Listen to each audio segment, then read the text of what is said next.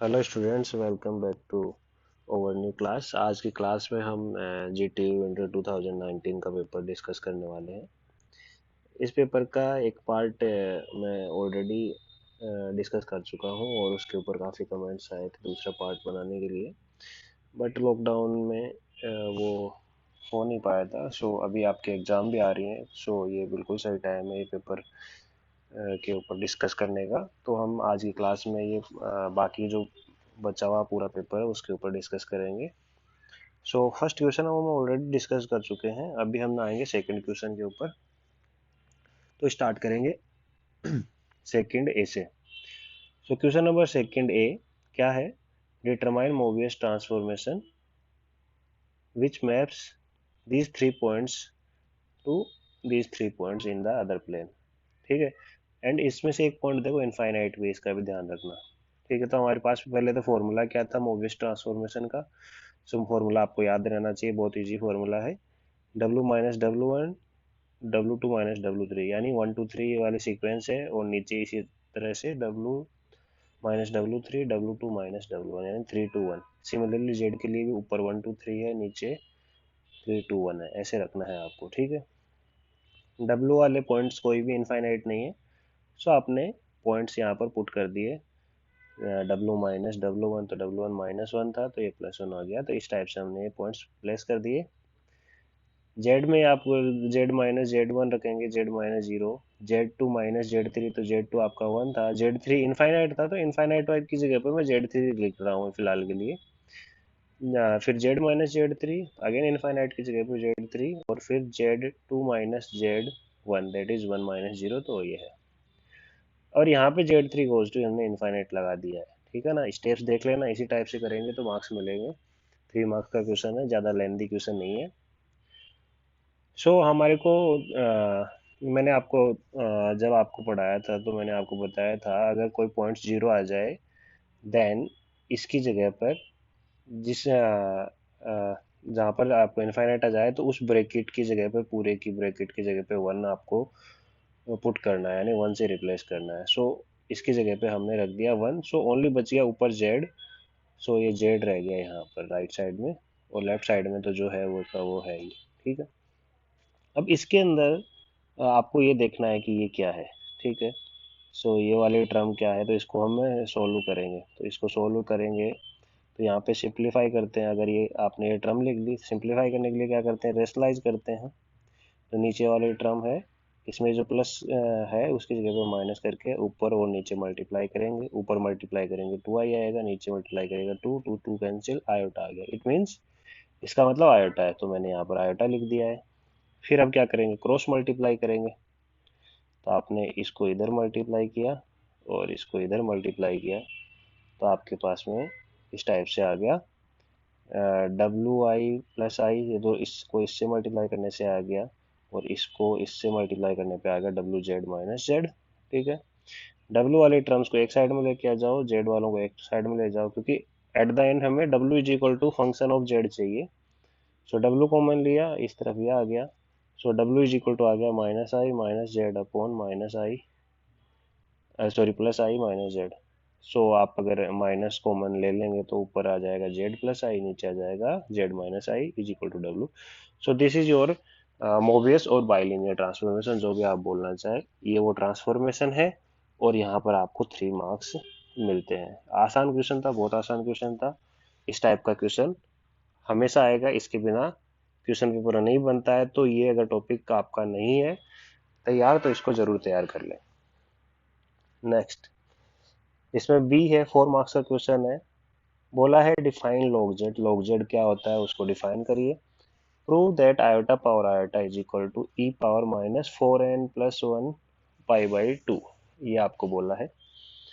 सो log z के लिए पहले आप ये देख लीजिए, अगर z के की जगह पर आप x प्लस आई वाई रखेंगे तो log x plus I Y आ जाएगा। तो log x plus I Y, तो log का क्या फंक्शन है, x प्लस आई वाई, तो उसको आप अलग अलग नहीं कर सकते।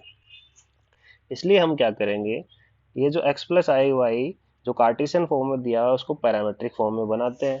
पैरामेट्रिक फॉर्म में इस टाइप से लिखते हैं, R E power iota theta, या फिर इसको ऐसे भी लिख सकते हैं R cos theta plus iota sine theta, right. जहाँ पर आर ये होता है और थीटा टेन इनवर्स से वाई अपॉन एक्स होता है, ये हम जानते हैं। सो log z को डिफाइन करना है, तो देखिए z, z की जगह पे आप लिखेंगे are E power iota theta. अब log की क्या प्रॉपर्टी होती है कि log x इंटू वाई कितना होता है, याद करो।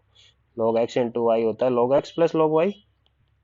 log x इंटू वाई होता है log x plus log y।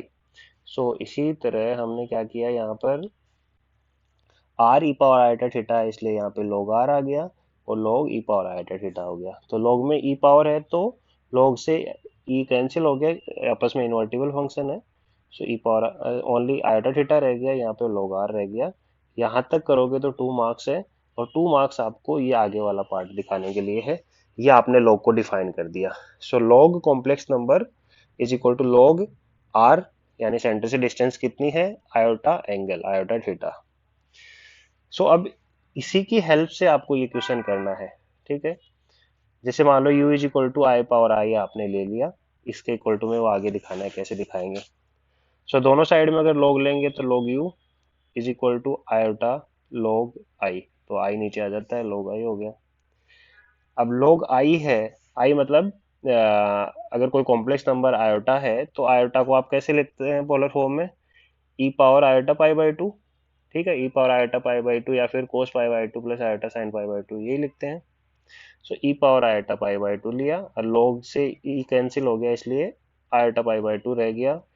तो यहाँ पर कितना हो गया, आई आई आई स्क्वायर हो गया, आई स्क्वायर -1 होता है, so minus pi by to होता है। और हम जानते हैं कि minus pi by to 2 pi interval के बाद दोबारा उसी पोजीशन पे आ जाएगा। एक पोजीशन है ना पाई by to, minus pi by to एक एंगल है, एक पोजीशन है, वो हमेशा 2 पाई इंटरवल के बाद में वहीं पर वापस आ जाता है ये एंगल, ठीक है।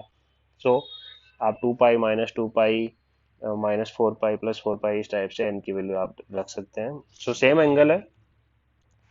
सो ये सब इक्वल चल रहा था, log u के इक्वल चल रहा था, राइट। सो यहाँ पर आप देख सकते हैं, अगर मैं पाई बाई टू कॉमन ले लेता हूँ माइनस का, तो आ जाता है 4n-1। और अगर log हटा दूंगा तो u is equal to E power में चले जाएगा ये, ठीक है। और u को हमने आई पावर आई सपोज किया था, राइट। सो ये हमारा आंसर आ गया। तो यहाँ से आपको 2 मार्क्स और मिल जाएंगे। ट्रिकी क्वेश्चन था, लेकिन ये क्वेश्चन 1-2 बार पूछ लिया गया है। 2019 में पूछा है, तो हो सकता है 2021 में भी पूछा जा सकता है। सो ये क्वेश्चन भी आप देख लीजिएगा। फिर इसके बाद में ये क्वेश्चन, अब ये क्वेश्चन हमेशा आता है, ये इस टाइप का क्वेश्चन, तो इसके बिना भी पेपर नहीं बनता है। तो ये वेरी इंपॉर्टेंट क्वेश्चन है, 7 मार्क्स का क्वेश्चन है, आएगा ही आएगा इस टाइप का। यानी आपको लॉरेंट सीरीज एक्सपेंशन और टेलर और मैक्लॉरिन सीरीज एक्सपेंशन पूछेगा वो, ठीक है। So expand F Z is equal to Z minus I 1/z-i z+1, valid for the region mod Z less than 1 के लिए, 1 to 2 के बीच में, और मोड जेड ग्रेटर देन 2 के लिए, ठीक है। सो ये तो हो गया टेलर सीरीज एक्सपेंशन आएगा इसमें, इसमें आ जाएगा आपका लोरेंट सीरीज, एंड इसमें भी लोरेंट सीरीज, क्योंकि लोरेंट सीरीज क्या होती है, एक डिस्क के अंदर होता है, तो ये डिस्क ही है आपका 1 to 2 के बीच में, और ग्रेटर देन 2 भी वो एक डिस्क है, यानी बीच में 2 से लेस देन के बीच में वो फंक्शन वहां पर एनालिटिक नहीं है। ये रीजन आपको दिया हुआ है। So for mode Z less than 1 के लिए, इसका मतलब आपको जो भी करना है जेड की पावर के अंदर एक्सपेंड करना है इस फंक्शन को, ठीक है, मोड जेड लेस देन 1, क्योंकि जो दिया हुआ आएगा इधर मॉडुलस के अंदर उसी की पावर में आपको एक्सपेंड करना है इस फंक्शन को। पहले हम इसके अलग अलग फैक्टर करके इसको ऐसे कर लेते हैं कि suppose function is equal to A upon Z -1 plus B upon Z -2, ये आपको आता है फैक्टराइज करना। सो हमने किया तो ए इज इक्वल टू -1 आया, बी इज इक्वल टू +1 आया, आप देख लीजिए किस टाइप से आया है। सो बेसिकली हम इस फंक्शन एफ जेड को हम लिख सकते हैं इस तरह से, ए की वैल्यू -1 लिख दिया, बी की वैल्यू +1 रख के इस टाइप से। सो -1 मल्टीप्लाई हो जाता है तो 1/1 माइनस जेड, z-2, कुछ नहीं किया। जस्ट अब हम इस एफ जेड को हम इस तरह से डिनोट करेंगे जब भी लिखेंगे, ठीक है, पूरे क्वेश्चन के दौरान। सो अभी अलग अलग रीजन में आते हैं, पहले हम बात कर रहे हैं मोड जेड लेस देन 1 के लिए, ठीक है। सो ये एफ जेड था, एफ जेड को हम इस तरह से लिखेंगे, अभी बताया मैंने आपको। एक्सपेंड करना है मोड जेड लेस देन 1 के लिए, ठीक है। सो ये जो फर्स्ट है इसको मैंने ऐसे कैसे रहने दिया, और जो सेकंड है उसके अंदर से मैंने 2 कॉमन ले लिया, यहाँ से z-2 में से एक्चुअली -2 कॉमन ले लिया। तो -2 कॉमन अगर हम लेंगे तो क्या आ जाएगा आपके पास से, -2 की जगह पे तो आ जाएगा 1, और z की जगह पे आ जाएगा -z/2। सो 1 -z/2 आता है। ठीक है, आपको ये एक्सपेंशन याद है, 1/1 -z इज इक्वल टू क्या होता है, 1 + z स्क्वायर। ये हमेशा मोड z लेस देन 1 के लिए होता है। तो ये एक्सपेंशन आपको याद रखना, इसी की हेल्प से हम सारा कुछ ये क्वेश्चन सोल्व करने वाले हैं। ठीक है, सो ये 1/1 था, तो इसका एक्सपेंशन हमने ये कर दिया है। ठीक है, फिर -1/2। अब इसके अंदर बच्चों ये जो z/2 है, इसको आप एक तरह से z मान के फिर इसका एक्सपेंशन कर देंगे, तो क्या आ जाएगा 1 प्लस ये z की जगह z/2 square, z/2 cube and so on. इस टाइप से ये हो गया, मतलब आपने ये वाली प्रॉपर्टी यूज की है, इसीलिए मैंने यहाँ पे लिखा है। सो ये जो हुआ वो किसके लिए हुआ, मोड z लेस देन 1 के लिए हो गया। ठीक है, और यानी जिसकी पावर बढ़ रही है उसका मॉडुलस लेस देन 1, और इसमें z/2 की पावर हो रही है, इसका मतलब z/2 लेस देन 1 के लिए, इसको आप ऐसे बोल सकते हैं मोड z लेस देन 2 के लिए। लेकिन सोचो आपको क्वेश्चन किसके लिए बोला है, क्वेश्चन बोला है मोड z लेस देन 1 के लिए। तो ये टोटल एक्सपेंशन आया आपका। तो इस टोटल एक्सपेंशन के अंदर कॉमन रीजन कौन सा हो गया, कॉमन रीजन कौन सा हो गया, ये मान लो ये रीजन है, ये है मोड लेस देन 1 का रीजन है, और ये है लेस देन 2 का रीजन। तो कॉमन रीजन तो ये अंदर वाला रहा ना, so it's common region is mod z less than 1, इसलिए ये हो गया first mod z less than 1 के लिए एक्सपेंशन। ठीक है, अब दूसरे पे आते हैं। मान लो रीजन आपका ये होता है 1 to 2 के बीच में। सो तब क्या करेंगे, सो आप देखिए कैसे करेंगे। 1/z-1 z-2 is equal to, ये फंक्शन हमने लिखा, बताया था हमें। ठीक है, अभी हमें 1 से ग्रेटर देन चाहिए, लेकिन z से लेस देन 2। तो z से लेस देन 2 तो हमने देख लिया था, ये वाला एक्सपेंशन होता है दूसरे वाले फंक्शन का, वो मोड z लेस देन 2 के लिए होता है। यहाँ पे इस लेस देन 1 को ग्रेटर देन 1 बनाना है मेरे को। ठीक है, इसके लिए क्या करेंगे, ट्रिक है, वो ये है कि अब की बार अगर ये z अगर मैं कॉमन ले लेता हूँ, -z अगर कॉमन ले लेता हूँ, तो यहाँ पर तो -1/z हो गया, और -z की जगह पे आ गया 1, और 1 की जगह पे आ गया -1/z, और आगे जैसे हमने पहले वाले क्वेश्चन में किया थे -2 कॉमन लिया, तो ये इस टाइप से। ठीक है, सो अभी क्या करेंगे, अभी इसको एक तरह से z की तरह मान के एक्सपेंड कर देंगे, तो क्या आ जाएगा एक्सपेंशन, देखो एक्सपेंशन इसका आ गया 1/z स्क्वायर, इस टाइप से आ गया ना, यानी इसकी पावर होती जाएगी 1/z की, और इसमें z/2 है तो z/2 की पावर इंक्रीज होती जाएगी। ये किसके लिए होगा, ये है इसका एक्सपेंशन किया है, 1/z की पावर कर रहे हैं। सो 1/z less than 1, 1/z less than 1 मतलब ये इस तरफ चला गया, तो modulus of z greater then 1 के लिए, ये modulus of z less then 2 के लिए। अगर इन दोनों को कंबाइन करूंगा तो क्या आ जाएगा, 1 is less then modulus of z less then 2, मतलब हमारा जो रीजन है उसके लिए ये एक्सपेंशन आ गया। ठीक है, ये 7 मार्क्स का क्वेश्चन है, थोड़ा सा लेंदी है, लेकिन काफी इंटरेस्टिंग क्वेश्चन है ये। थर्ड ये रीजन है modulus of z greater than 2 के लिए। सो ग्रेटर देन 1 के लिए तो आपने ये देख लिया, ग्रेटर देन यहाँ लेस देन 2 है, तो इसको ग्रेटर देन 2 बनाना, तो इसमें भी क्या करेंगे, इस बार z कॉमन ले लेंगे तो हो जाएगा ये भी। तो जैसे पिछले वाले क्वेश्चन में क्या था, इसमें से -z कॉमन लिया तो यहाँ पे 1/z हो गया, और यहाँ से अगर z कॉमन लिया इस बार तो z की जगह पे 1 और 2/z हो गया। अब यहाँ पे इस 1/z की पावर जाएगी, और इधर 2/z की पावर जाएगी, तो 1/z की पावर्स ये जा रहे हैं, 2/z की पावर्स ये जा रहे हैं। ये एक्सपेंशन हुआ दिस 1/z लेस देन 1 के लिए, ये एक्सपेंशन होगा दिस 2/z लेस देन 1 के लिए। सो ये हो गया 1 is less then modulus of z, या फिर मोड z ग्रेटर देन 1, ये मोड z ग्रेटर देन 2। तो दोनों में कॉमन रीजन कौन सा हुआ, देखो आपके पास में इस टाइप से है कॉमन रीजन, एक तो ग्रेटर देन 1, ये ग्रेटर देन 1 का रीजन बात कर रहा है ये वाला रीजन, एक इससे बड़ा सर्कल बोल रहा है ग्रेटर देन 1, है ना। तो दोनों में कॉमन कौन सा हुआ, दोनों में कॉमन तो ये बाहर वाला रीजन हुआ। ठीक है, ये वाला रीजन कॉमन हुआ दोनों में, so mod z greater than 2 is the common region. So ये आपका एक्सपेंशन हो गया मोड जेड ग्रेटर देन 2 के लिए। इतना आप करेंगे तो आपको 7 मार्क्स अवार्ड हो जाएंगे। तो सी के अंदर अगर वो क्वेश्चन नहीं आता है तो हमारे पास और का क्वेश्चन भी आता है। सो और वाला क्वेश्चन जो है वो क्या है, वो आपके सेकंड चैप्टर में से आता है। Find the image of infinite strip. ठीक है, आपको इमेज फाइंड आउट करनी है दो इनफाइनाइट स्ट्रिप की। एक तो है 1/4 टू 1/2 वाई, एंड एक 0 टू 1/2 वाई है। ठीक है। अंडर द ट्रांसफॉर्मेशन आपको एक ट्रांसफॉर्मेशन दिया है, इनवर्स इनवर्स ट्रांसफॉर्मेशन दिया हुआ है। आपको रीजन को ग्राफिकली बताना है। सो ये क्वेश्चन हो गया 7 मार्क्स का। तो याद रखिए जैसा ही इसमें पैटर्न दिया है उसी टाइप का 7 मार्क्स का क्वेश्चन आएगा। एक तो आ जाएगा ये ट्रांसफॉर्मेशन को ड्रॉ करने का, और एक आ जाएगा आपके पास में लॉरेंट सीरीज एक्सपेंशन का क्वेश्चन। तो दोनों में से एक टॉपिक आप हमेशा क्लियर रखेंगे। ठीक है, देख लीजिए कैसे होगा।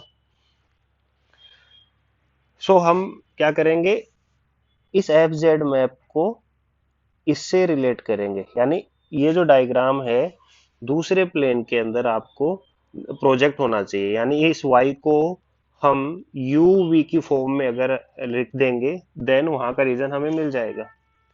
सो देखो ये अपने फर्स्ट प्लेन के अंदर जेड होता है, दूसरे प्लेन में एफ ऑफ जेड या फिर डब्ल्यू होता है। ठीक है, तो जेड को हम एक्स प्लस आई वाई रखेंगे, डब्ल्यू को सपोज यू वी, उधर यू वी कोऑर्डिनेट है, अपनी तरफ डोमेन में एक्स वाई कोऑर्डिनेट है सपोज। आपको दिया हुआ है W is equal to F Z मतलब यू प्लस आई वी। जो दिया हुआ है 1/z, यानी 1/x प्लस आई वाई, या फिर आप कह सकते हैं U plus I V is equal to 1/x plus I Y.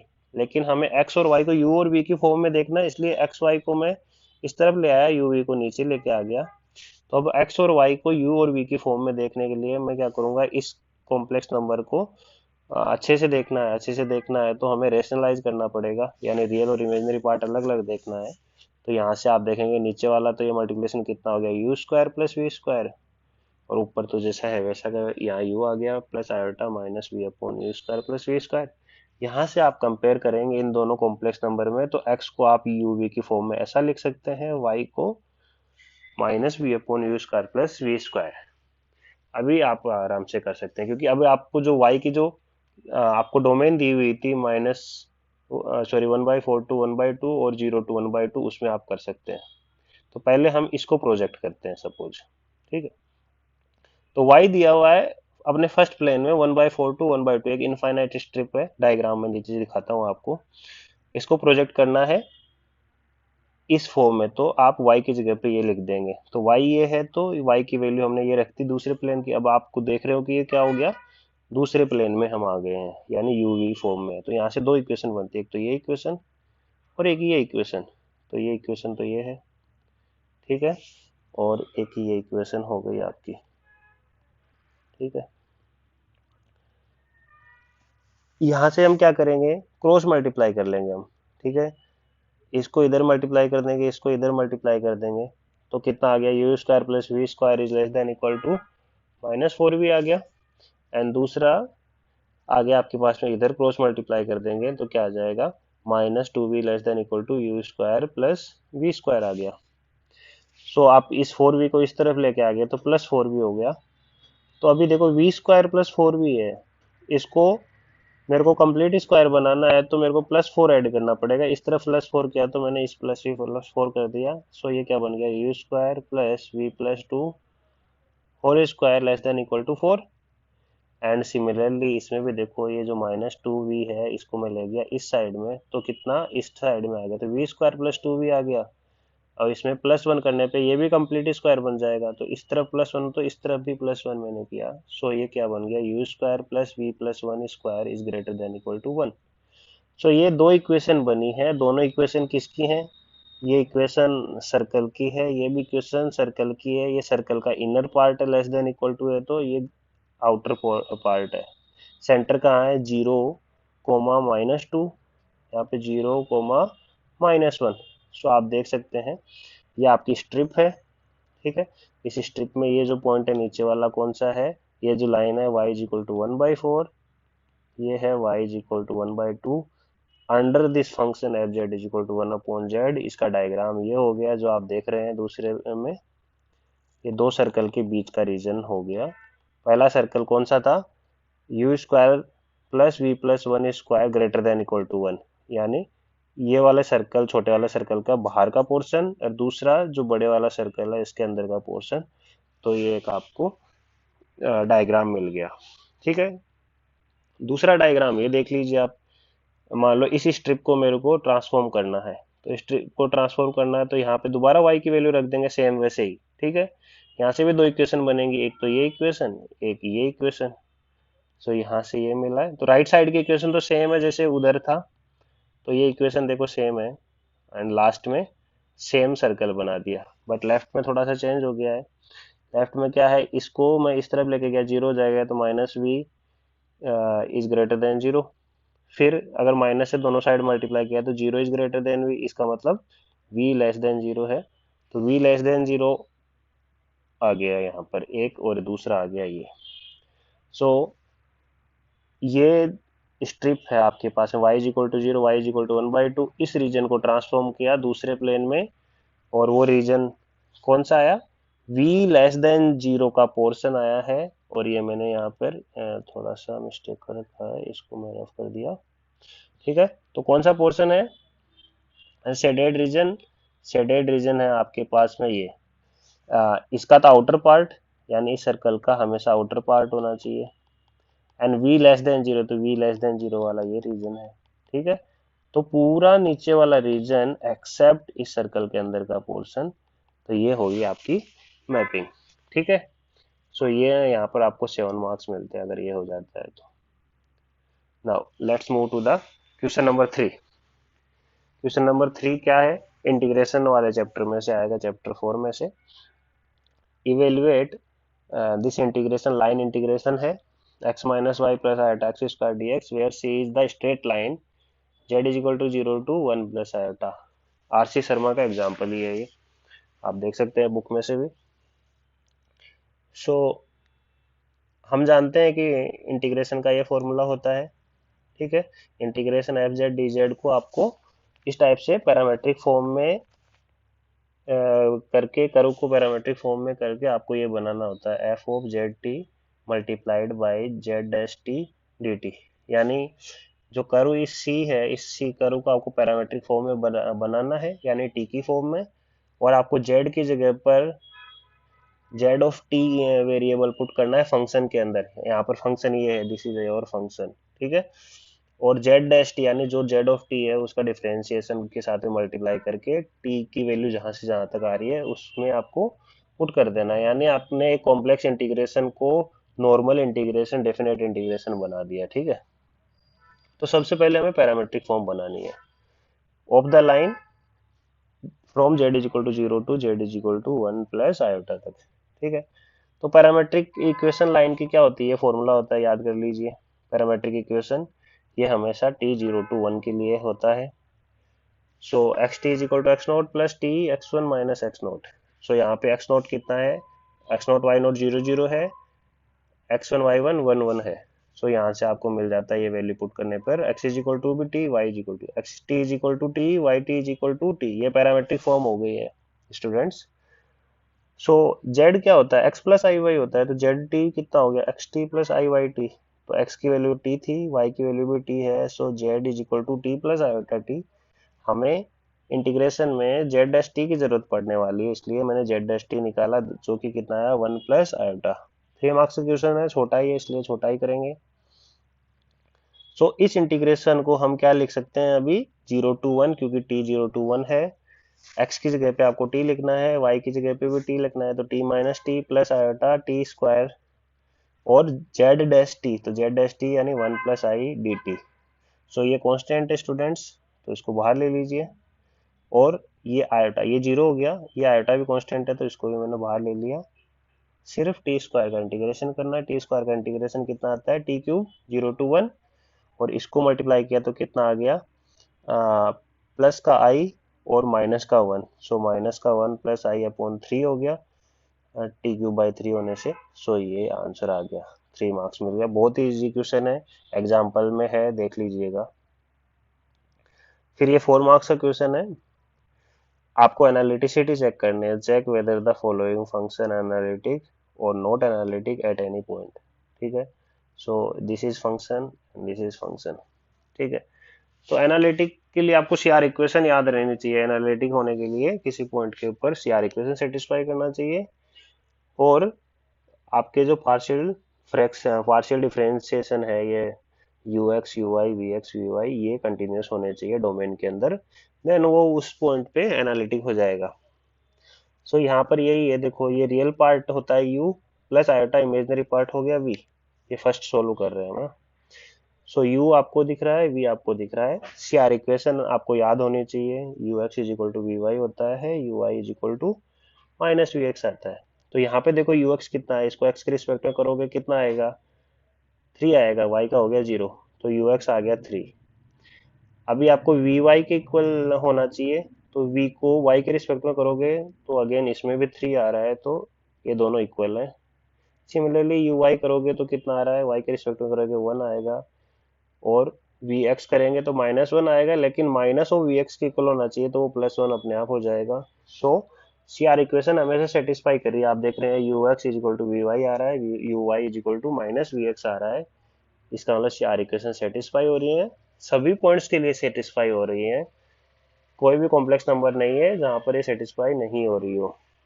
और आप देख सकते हैं U X U Y V X V Y, ये सभी कांस्टेंट, या तो 3 आ रहा है या फिर 1 या -1 आ रहा है। तो ये सभी कांस्टेंट्स तो है, कांस्टेंट हमेशा क्या होते हैं, कंटिन्यूस होते हैं।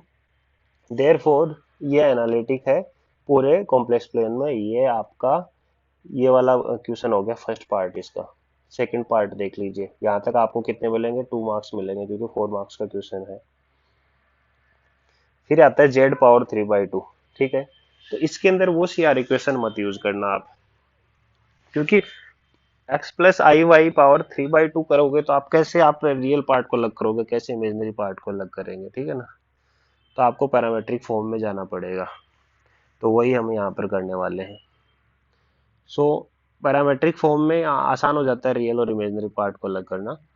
तो पैरामेट्रिक फॉर्म की सीआर इक्वेशन भी आपको याद रहना चाहिए। इसका मतलब जब एनालिटिक का क्वेश्चन आएगा, सो देर आर चांस कि एक क्वेश्चन 2 मार्क्स का आपको कार्टेशियन फॉर्म की पैरामेट्रिक इक्वेशन के बारे में, सीआर इक्वेशन के बारे में पूछे, दूसरा क्वेश्चन पूछे आपको पोलर फॉर्म की सीआर इक्वेशन के बारे में। ठीक है, सो ये सीआर इक्वेशन की पोलर फॉर्म यहाँ पे लगेगी।